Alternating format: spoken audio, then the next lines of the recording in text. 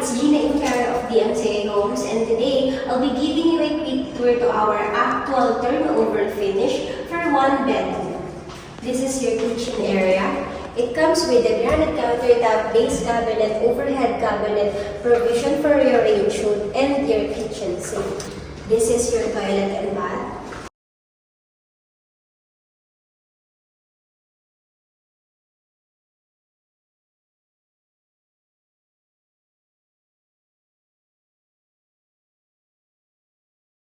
This area is your provision for your refrigerator and your washing machine.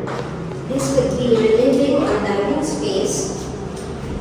All one bedroom unit comes with a sliding door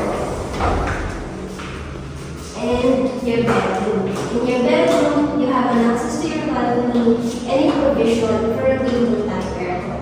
If you're interested to acquire any DMCA Homes properties, you may reach me through my contact details posted in this video. Thank you for watching.